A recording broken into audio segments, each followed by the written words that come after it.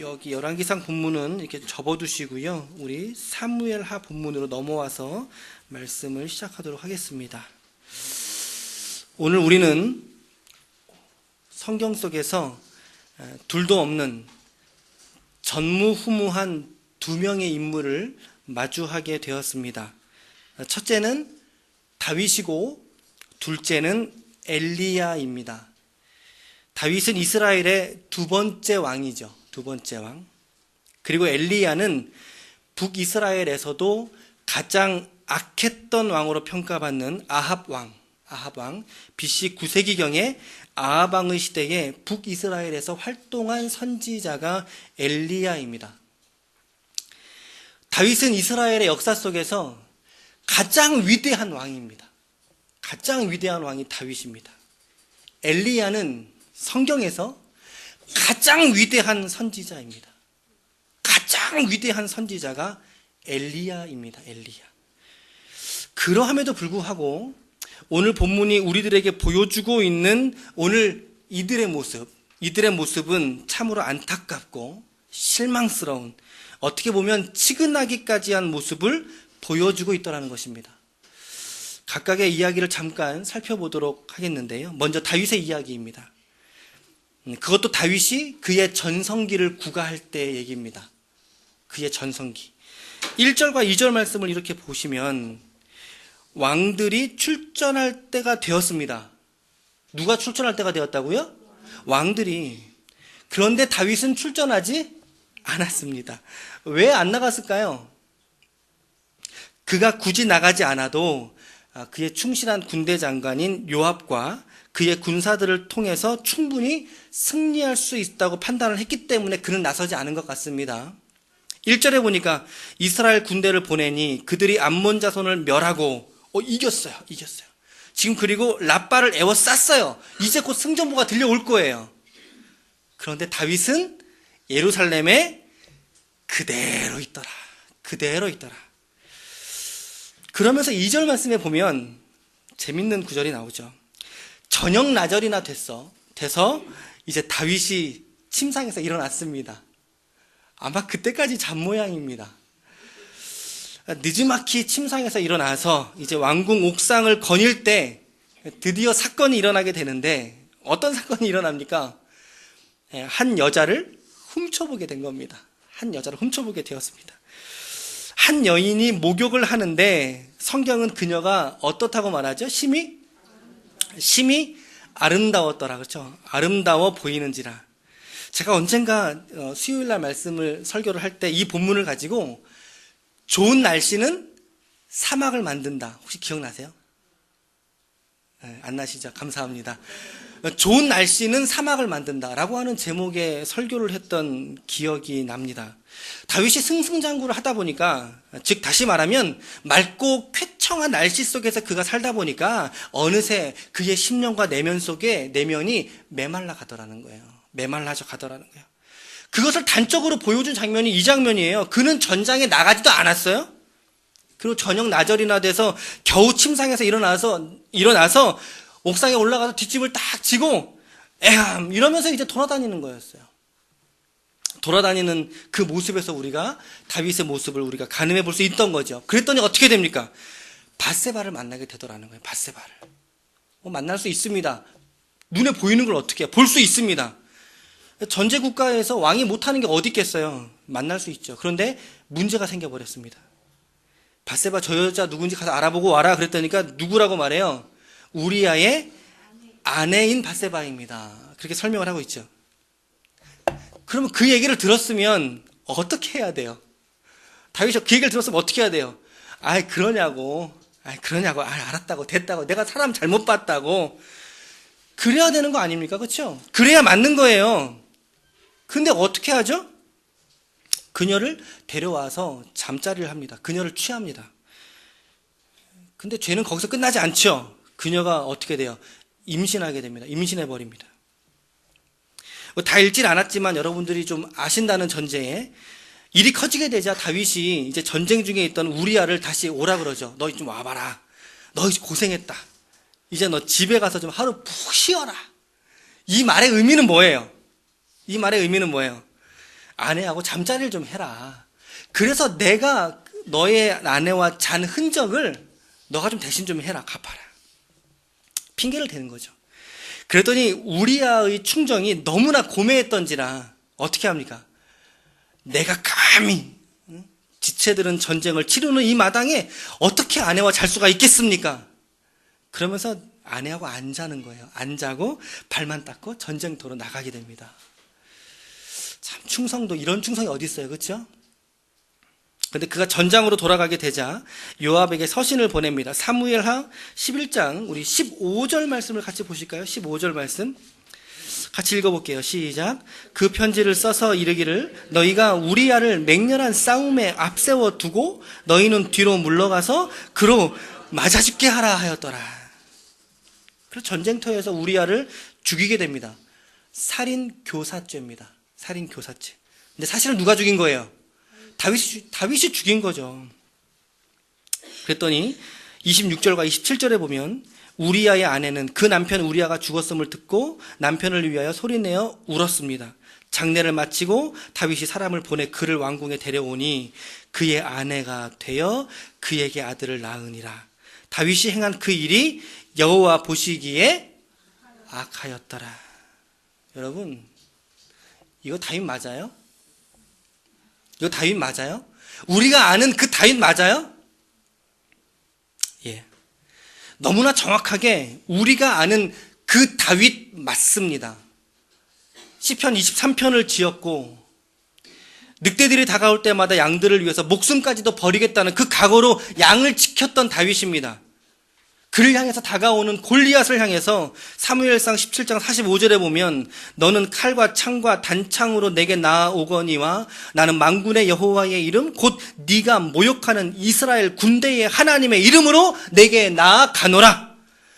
물매를 흔들면서 하나님이 이 전쟁이 하나님에게 주권이 있습니다. 하나님께서 붙들어 주시옵소서. 하나님의 함께하심을 확신하면서 물매를 그 큰 골리앗을 향해서 던졌던 사람 맞습니다. 골리앗을 꺾고 온갖 전쟁에서 승리를 취하며 하나님께 감사와 찬미의 제사를 올렸던 그 다윗이 맞다고요. 맞아요. 사울을 향해서는 끝까지 하나님이 세우신 권위였기 때문에 자기에게 창을 조준해서 던지는 사울을 향해서도 끝까지 신의를 지켰죠. 그의 옷자락만 취하고 그의 죽음에 오히려 애도하면서 안타까워했던, 눈물을 흘렸던 그 다윗이 맞습니다, 여러분. 맞아요. 그런데 어쩌다 이렇게 돼버렸어요. 어쩌다 이렇게 돼버렸어요. 여자 하나 때문에 이렇게 돼버렸어요. 오늘 말씀에 보면 심히 아름다워 보이는지라라고 그랬어요. 이것은 두 가지의 의미를 갖는다고 보는데, 첫째는요, 실제로 그녀가 절세 미녀였거나 아니면 두 번째로는 다윗의 눈에 아름답게 보였던 거예요. 다윗의 눈에.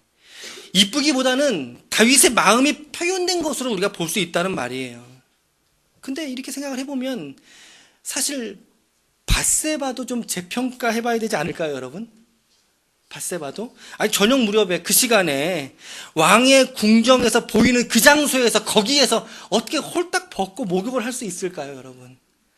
이거 생각해보면 밧세바도 좀 수상한 면이 없지는 않아요. 그것이 밧세바의 의도를 했던 하지 않았던 아니면 다른 누군가가 그 현장에 있던 간에 그럼에도 불구하고 다윗은 그렇게 하면 안 되는 거예요. 안 되는 사람이죠. 왜요? 다윗이 어떤 사람인지 말씀드렸잖아요. 아유, 저 부산에 있는 김서방이 그랬댄다. 아니, 서울에 이서방이 그랬대. 그럼 우리는 뭐 그런가 보네요 하고 넘어갈 수 있을지 모르겠어요. 그런데 다윗은 그러면 안 되는 사람 아닙니까, 여러분? 최소한 적어도 다윗만큼은 그러면 안 되는 사람이 아닙니까, 여러분? 근데 그가 이렇게 넘어져 버리고 말죠. 저는 그 이유를 그의 생애가 좋은 날씨로 계속되니까 그의 심령의 땅이 메마른 거다라고 진단을 했던 거예요. 그렇게 묵상을 저는 했던 거였죠. 여러분, 우리가 너무나 좋은 일들, 형통한 일들이 여러분들의 인생 속에서 날마다 반복되는 거, 내가 구하고 바라는 거 그때마다 하나님이 다 들어주시고 형통하게 살아가는 거, 그게 그렇게 바람직하지 않을 수 있다는 거죠. 바람직하지 않을 수 있어요, 여러분. 다윗은 이쯤으로 하고 엘리야의 이야기로 가보겠습니다. 두 번째 이야기가 엘리야입니다. 우리가 읽었던 본문 열왕기상 19장, 18장으로 좀 넘어오시면 좋을 것 같아요. 여러분, 엘리야 하면 떠오르는 게 뭐죠? 엘리야 하면 기적의 사람입니다. 기적의 사람. 지난주에도 제가 잠깐 언급을 했지만 엘리야가 열왕기상 17장에 보면 그가 기도하니까 하늘에서 비도 그쳐버립니다. 사르밧 과부의 집에 우거하면서 빵통에 빵가루가 아무리 퍼내도 마르지 않게 해요. 이거 오병이어의 기적하고 맞먹지 않을까요? 아니, 그보다 더하지 않을까요? 거기는 그래도 12방울이 남았잖아요. 근데 빵통에 빵가루가 마르지 않았다는 거, 이게 더 남을 수 있는, 더 남는 장사죠. 이뿐만 아닙니다. 심지어 죽은 사람조차도 그는 살렸습니다. 엘리야가. 그런데 엘리야 하면 떠오르는 가장 확실한 이미지가 하나 더 있습니다. 그게 뭘까요? 850대 1의 사건입니다. 850대 1의 사건. 뭔지 아시죠? 450명의 바알 선지자들과 400명의 아세라 선지자, 우상 숭배하는 그들과 대결을 펼치지 않습니까? 다 갈멜산으로 모여라. 이 자리에서 누구의 신이 참신인지 대결하자. 18장 24절 보세요. 열왕기상 18장 24절의 말씀 같이 한번 읽어볼게요. 시작. 너희는 너희 신의 이름을 부르라. 나는 여호와의 이름을 부르리니 이에 불로 응답하는 신 그가 하나님이라. 백성이 대답하되 그 말이 옳도다 하니라. 그래놓고 850명이 제단을 쌓고 자신들의 신의 이름을 막 부르는 거예요. 근데 응답이 있어요, 없어요? 응답이 없죠. 왜 그럴까요? 저들의 신은 생명이 없고 능력이 없는 사람이 만든 우상이란 말이죠. 그러니까 실제 할 수 있는 능력이 없는 거예요. 제단의 송아지가 각이 다 이렇게 쪼개진 채 올려져 있지 않겠습니까? 피가 뚝뚝 떨어진 채로 그대로 있는 거예요. 피가 흥건히 젖어 있을 수 있겠죠. 그때 엘리야가 32절과 33절 보세요. 32절과 33절에 보면 엘리야가 제단을 다시 수축합니다. 수축하고 심지어 번제물과 불에 탈 나무 위에다가 뭐를 부어요? 물을 부어요. 물을 몇 동이를 부어요? 4동이를 부어요. 이 행위를 몇 번을 해요? 3번을 해요. 총 몇 동이를 부은 거예요? 12동이. 계산을 잘 하시네요. 12동이에 물을 갖다 퍼부은 거예요. 그러니까 제단하고 나무하고 곁에 파놓은 도랑에 뭐가 다 넘쳤겠어요? 물로 가득 넘쳤겠죠. 다 젖었고 흥건히 젖었고 넘쳤겠죠. 18장 36절에서 38절까지의 말씀을 같이 한번 읽어볼게요. 18장 36절부터 38절까지 시작. 저녁 소재 드릴 때에 이르러 선지자 엘리야가 나아가서 말하되 아브라함과 이삭과 이스라엘의 하나님 여호와여, 주께서 이스라엘 중에서 하나님이신 것과 내가 주의 종인 것과 내가 주의 말씀대로 이 모든 일을 행하는 것을 오늘 알게 하옵소서. 여호와여, 내게 응답하소서. 내게 응답하옵소서. 이 백성에게 주 여호와는 하나님 되신 것과 주는 그들의 마음을 되돌이키심을 알게 하옵소서 하매 이에 여호와의 불이 내려서 번제물과 나무와 돌과 흙을 태우고 또 도랑의 물을 핥은지라. 아멘. 아멘. 엘리야는 제단과 번제물과 물을 준비해 놓고서 저녁 소재 시간까지 좀 기다렸던 것 같아요. 기다렸다가 예배 시간이 제사 시간이 되니까 제사를 드린 거죠. 주여 내게 응답하소서. 응답하소서 기도하니까 어떻게 됩니까? 여호와의 불이 내려서 번제물과 나무와 돌과 흙을 태우고 또 도랑의 물을 핥은지라. 여러분, 표현이 아주 기가 막히지 않습니까, 여러분? 여호와의 불이 번제하고 나무를 태우는 거는 상식이에요. 그렇죠? 불이 내려오면 그거 타요, 안 타요? 타잖아요. 그건 상식이에요. 그런데 하나님은 엘리야의 기도보다 더 앞서서 분명한 당신의 임재를 보여주시죠. 그게 뭐냐면 돌과 흙까지를 태우시는 여호와의 불. 돌과 흙까지. 또랑의 모든 물을 말라버리게 핥아버리신 여호와의 불로서 하나님이 그 제단 가운데 임하시더라는 것입니다. 놀랍지 않습니까, 여러분? 엘리야의 기도에 이토록 응답하신 하나님, 하나님의 불, 그분의 임재가 그 제단 가운데 충만했다는 거예요. 충만했다는 거예요. 오늘 우리 권속들의 기도 속에 하나님이 이와 같이 동일하게 임재하시고 역사하시고 응답해 주시기를 예수님의 이름으로 축원합니다. 이렇게 기도가 응답되고 하나님이 참 신이시다라는 것을 스스로 증명하시는 하나님이신 거죠. 그랬더니 백성들이 어떻게 됩니까? 그 앞에 꼬꾸라집니다. 여호와 그는 하나님이시로다. 여호와 그는 하나님이시로다. 여러분, 이게 영광입니다. 여러분, 이게 영광이에요. 하나님의 하나님 되심이 나타나잖아요. 드러나지 않습니까? 하나님의 영광이, 그분의 그분 되심이 성도들의 삶의 현장에 드러나시는 것, 역사로서 증거되는 것, 이것이 우리 성도들이 세상 속에서 하나님께 드려야 될 영광인 줄로 믿으시길 바랍니다. 조금 더 설명한다면 그 영광을요, 우리가 돈으로 드릴 수 있으면 그 영광은 쉬운 겁니다. 너무 쉬운 거죠. 우리가 반장되고 내가 회장되고 그래서 하나님이 영광 받으시는 거면 그건 쉬운 거라고요. 심지어 죽을 병에 걸렸다가 살아난 것도 그것으로 하나님이 영광 받으셨다. 기도원 가면 그런 간증문 많거든요. 그걸 절하하는 것은 아니지만 그런데 그것이 하나님께 드려야 될 영광의 본질이다 라고 생각한다면 그건 쉬운 거예요. 쉬운 거예요. 어려운 게 결코 아니죠. 그런데 하나님의 영광은, 하나님의 하나님 되시는 그 영광은 그러한 따위로 받으시는 영광이 아니라는 것입니다. 그것이 하나님의 영광의 본질이 아니라는 것입니다. 우리의 삶의 어떠함이라고 말할 수 있는 그것들로 인해서 하나님이 영광 받으신다? 여러분, 그래서 그 어떠함이 내 삶 속의 절망이라면, 그것이 좌절이라면 동일하게 하나님의 영광도 좌절되는 겁니까? 하나님의 영광도 없어져 버리고 마는 것입니까? 그 어떠함이 돈 없고 병듦이고 망함이고 불통이면 도대체 그 신자 속에 거주하시는 하나님도 동일하게 그분의 영광이 그 신자 가운데 없어지게 되는 것입니까? 아니란 말이에요, 여러분. 그것은 하나님의 영광의 본질이 아니라는 것입니다, 여러분. 하나님의 영광은 아이러니하게도 신자들이 죽을 때 드러나게 됩니다. 신자들이 죽을 때야 비로소 드러나게 됩니다, 여러분. 굳이 육신적인 죽음을 말하는 것이 아니라 예수님처럼 십자가에서 자기를 버리게 될 때 나타나는 거예요. 타인을 위해서 나의 이익을 포기하게 될 때 나타나는 거예요. 복음을 위해서 오히려 내 것을 내어 드릴 때 나타나는 거예요, 여러분. 이에서 성도가 죽을 줄 알면, 내 것 내려놓을 줄 알면, 포기할 줄 알면 그제서야 비로소 하나님은 그 현장에서 영광 받으시는 줄 믿으시길 바랍니다. 그러니까 하나님의 영광은 나의 삶의 어떠함하고 크게 연관되지 않는 거죠. 그러니까 이게 어려운 거예요, 여러분. 돈이면 쉬울 건데, 돈이면 쉬울 건데, 병 낫는 거면 쉬울 건데 그게 아니다 이 말이에요.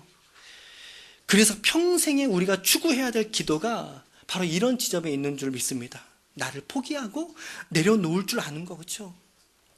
나의 깨어짐을 가지고 하나님 앞에 나아갈 줄 아는 거, 복음과 구원을 위하여 내 유익과 만족을 버릴 줄 아는 거, 그 현장이 하나님이 영광 받으시는 자리라니까요.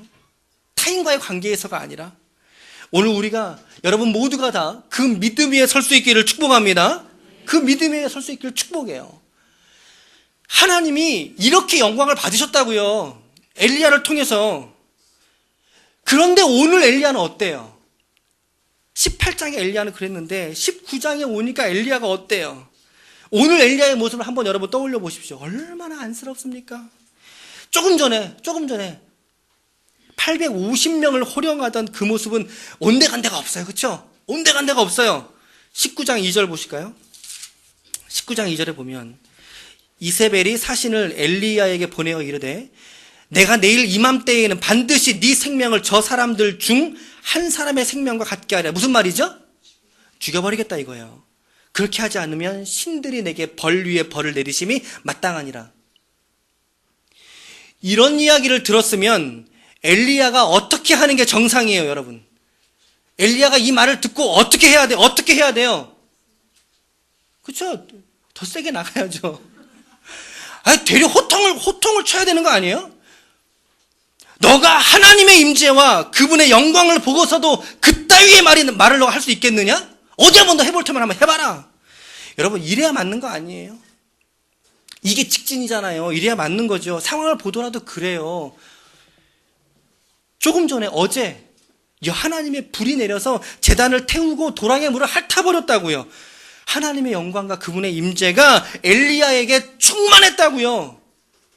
근데 그 다음날 이세벨이 이렇게 도전을 자신에게 했다면 그건 자신에게 대한 도전이 아니라 누구에 대한 도전이에요? 그렇죠. 하나님에 대한 도전이죠. 하나님에 대한 도전. 그러니까 그는 믿음으로 되받아쳤어야 돼요. 오히려 담대하게 서서 호령을 했어야죠. 그런데 3절과 4절을 보세요. 3절과 4절. 그가 그 형편을 보고 일어나 자기의 생명을 위해 도망하여 유다에 속한 브엘세바에 이르러 자기 사환을 그곳에 머물게 하고 자기 자신은 광야로 들어가 하루길쯤 가서 로뎀나무 아래 앉아서 자기가 죽기를 원하여 이르되 여호와여 넉넉하오니 지금 내 생명을 거두시옵소서. 나는 내 조상들보다 더 낫지 못하나이다 하고. 안쓰럽죠. 너무나 안쓰럽죠. 5절 말씀에 보면 로뎀나무 아래에 누워 자더니 그랬어요.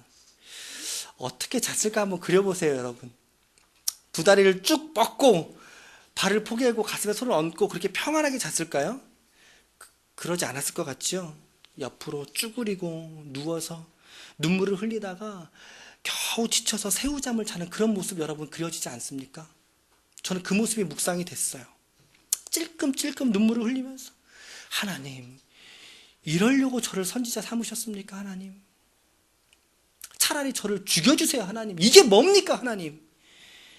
누구랑 아주 비슷하죠. 누구랑 비슷해요? 성경에 나오는 인물 누구랑 비슷해요? 요나. 그렇죠? 요나하고 너무나 비슷해요. 그리고 또 비슷한 사람 또 있어요. 누구하고 비슷해요? 우리하고 비슷하지 않으세요, 여러분? 나랑 똑같지 않으세요? 나랑 좀 비슷하지 않으세요? 우리도 하나님의 영광을 십자가에서 경험한 존재들이에요. 아멘이세요? 그럼에도 불구하고 우리의 생활은 사실 녹록치 않죠. 그렇죠? 사회생활 하시는 거 여러분 쉬우세요? 경제생활이 쉬우세요? 만만치 않아요. 고달파요.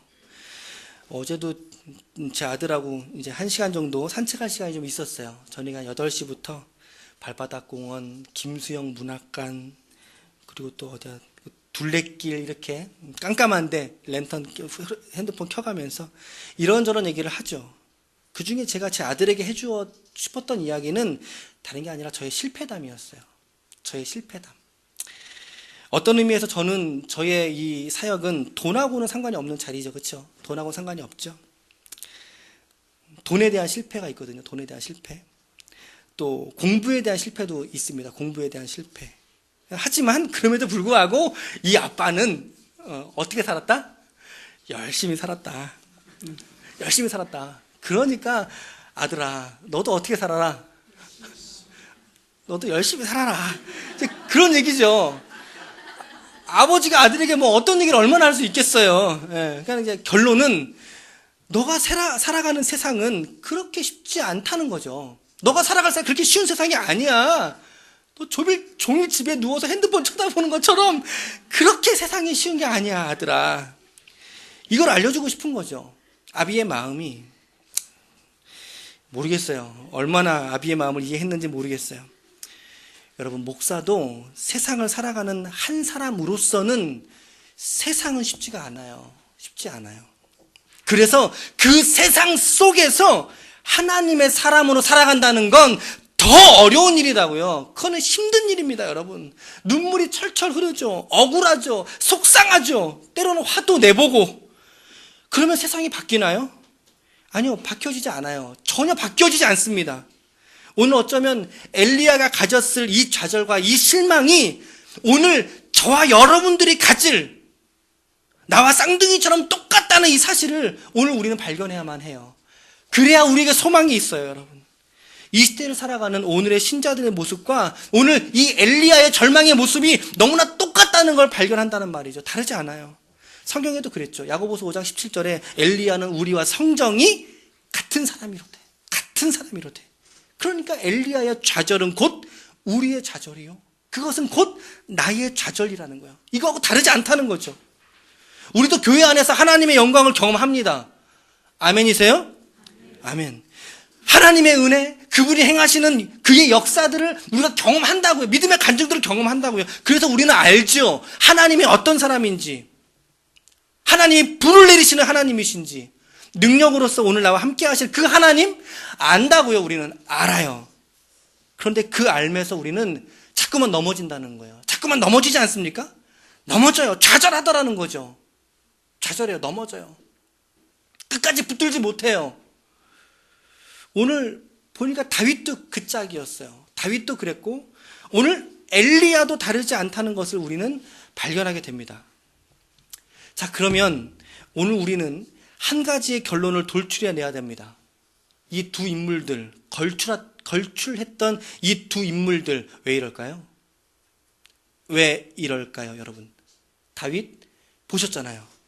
이스라엘의 왕이에요. 전성기를 누렸던 시편 23편, 이 시대에 오고 가는 모든 신앙인들의 존경과 칭찬을 받는 다윗인데 왜 이랬을까요? 많이 가졌음에도 불구하고 우리아의 아내를 취하고 심지어 그를 죽이는 살인을 저지르는 악행을 그가 어떻게 저지를 수 있었겠느냐는 거예요. 엘리야 보셨잖아요, 여러분. 850대 1의 영적인 싸움에서 승리한 선지자가 왕이 한 말도 아니에요. 왕이 한 말도 아니에요. 왕의 아내가 한 그 한마디에 간담이 녹아져가지고 그래서 광야길로 혼자 들어갔죠. 들어간 게 아니에요. 처박힌 거예요. 코너로 스스로 물러간 거예요. 하나님 날 죽여주시옵소서. 어떻게 이렇게 절망할 수 있냐고요. 어떻게 하나님의 선지자인 엘리야가. 그런데 이럴 수 있다는 거예요, 여러분. 이럴 수 있다는 거예요. 오히려 이들을 통해서 우리는 우리의 존재적인 한계를 깨달아야만 해요, 여러분. 나라고 하는 인간 자체가 갖고 있는 연약함이 이렇게 지독한 거구나 라고 하는 것을 분명히 깨달을 수 있지 않습니까, 여러분? 그런데 그들이 그러한 죄와 절망에 빠질 수밖에 없었던 이유가 오늘 우리가 읽었던 두 본문 가운데 숨겨져 있어요. 숨겨져 있다는 거 발견하셨나요, 여러분? 혹시 보셨나요? 오늘 두 군데의 본문에서 동일하게 드러난 어떠한 단어 때문에 그래요, 여러분. 어떠한 단어 때문에. 그게 뭘까요? 말씀하지 마세요. 아실 것 같아서. 벌써 눈치를 채신 분도 있겠지만 다윗과 엘리야 이 둘 다 시선 관리를 잘못한 겁니다, 여러분. 시선 관리를 잘 못한 거예요. 보세요. 다윗을 다시 한번 보세요. 사무엘하 11장 2절을 다시 한번 펴보세요. 저녁 때 다윗이 그 침상에서 일어나 왕궁 옥상에서 거닐다가 그곳에서 보니 그랬죠. 한 여인이 목욕을 하는데 심히 아름다워 보이는지라 그랬어요. 그럼 이제 엘리야는 어땠어요? 열왕기상 19장 3절에 보세요. 열왕기상 19장 3절에 보시면 그가 이 형편을 뭐하고, 그렇죠? 이 형편을 보고 일어나 자기의 생명을 위하여 도망갔다 그랬죠. 사무엘하 11장 2절에서 보였던 그곳에서 본이라고 하는 단어와 열왕기상 19장 3절에서 그가 이 형편을 보고라고 했던 이 보고라는 단어가 히브리어 단어 라라고 하는 단어입니다. 둘 다 똑같은 단어가 쓰여졌는데 이 의미는 문자적으로 눈으로 본다는 것도 말하고 있지만 속뜻은요, 관찰하다, 그것을 주목하여 보다는 뜻이 감춰져 있어요. 그 안에. 그러니까 다윗은 옥상에서 하나님에게 시선을 고정하는 데 실패한 거예요.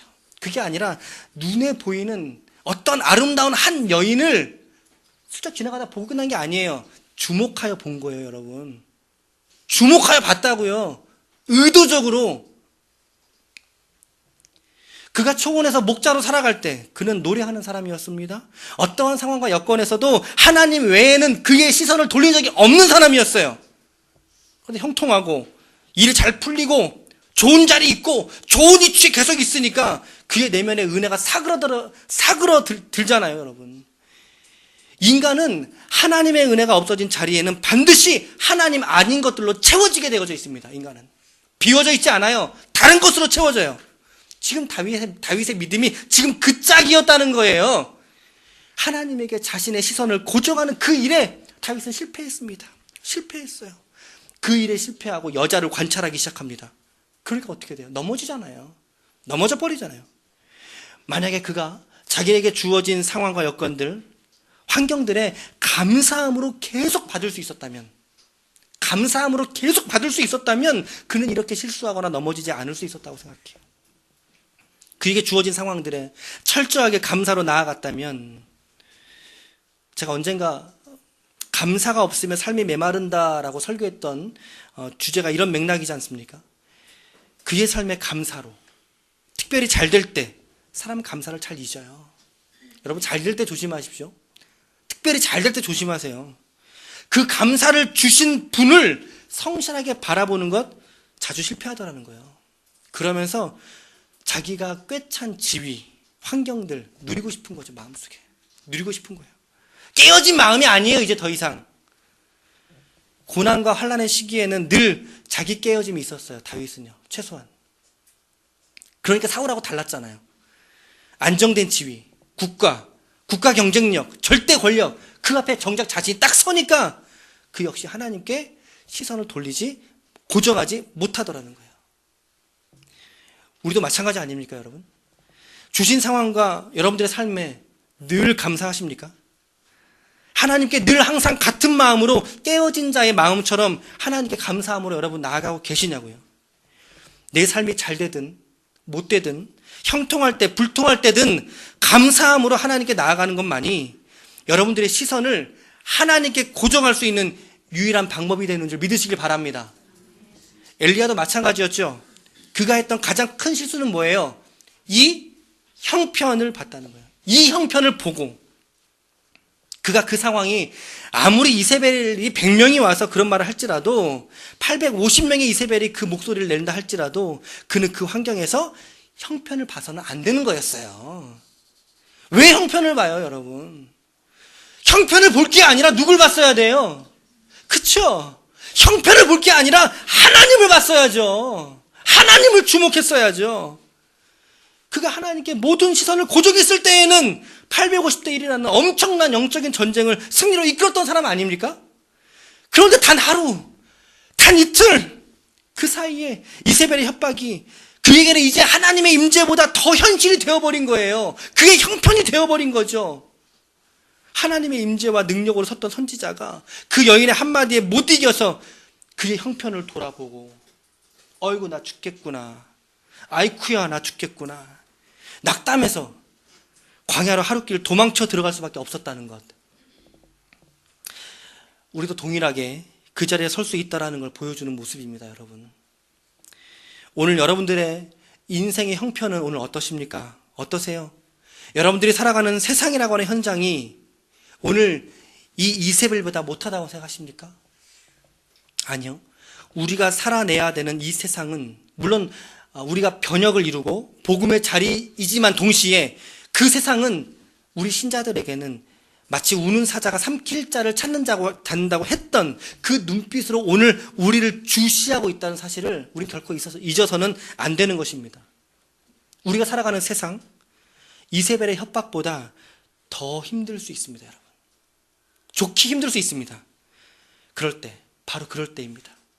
형편을 볼 게 아니라 그 형편을 넘어서 계시는 이세벨의 완악한 마음이 있지만 그 완악한 마음 뒤에서 그녀를 보시고 비웃고 계시는 하나님을 볼 수 있어야 하는 줄로 믿습니다. 여러분, 그게 믿음이에요. 그게 믿음이에요. 보이지 않는 것을 보는 게 믿음이라면 이럴 때 믿음을 쓰는 거예요, 여러분. 이럴 때 믿음을 쓰는 거예요. 여러분들의 삶의 현장을, 그 형편을 보고 낙심하지 마시고 그 형편을 주장하시는 하나님을 끝까지 바라보는 믿음으로 승리하는 인생 되시길 축복합니다. 오늘 다윗도 그러지 못했고 엘리야도 그러지 못했어요. 하지만 예수님은 마지막 순간까지 하나님을 향해서 그의 시선을 끝까지 떼지 않으셨습니다, 여러분. 예수님은. 오늘 우리가 이 본문을 뒤로 하고서라도 붙들어야 될 가치가 있다면 예수 그리스도께서 끝까지 붙드셨던 그 시선이죠. 하나님을 향하여. 십자가에서 죽는 순간까지도 하나님께 붙들렸던, 하나님을 주목하여 바라봤던, 하나님의 목적을 이루기 위해서 자기의 생명을 내어 놓으셨던, 말씀드렸죠. 죽는 게 영광이라고요. 하나님의 역사를 위해서 자기 생명을 아낌없이 드린 이가 계시니 그분이 예수님이십니다. 그분은 하나님이시면서 동시에 죽음으로 당신의 하나님의 하나님 되심을 확증하셨습니다. 그 예수를 그리스도로 받은 성도들이요. 오늘 우리의 믿음도 이 예수를 본받아 우리의 삶의 어떠함과 상관없이, 아니 그것에 연연하지 않을 수 있는 믿음의 담대함을 가지시길 축복합니다. 오늘 설교의 제목은 시선을 끝까지 잘 처리하라였습니다. 시선을 끝까지 잘 처리해야 됩니다. 우리는 오늘 나는 무엇을 보고 있습니까? 오늘 여러분들은 무엇을 주목하여 보고 계십니까? 오늘 나의 시선은 어디를 향해 고정되어져 있습니까? 그 시선을 오직 하나님께만 두셔서 어떠한 삶의 형편에서도 환경에서도 믿음으로 승리하며 담대하게 서시는 하나님의 거룩한 종들이 다 되시기를 예수님의 이름으로 축원합니다.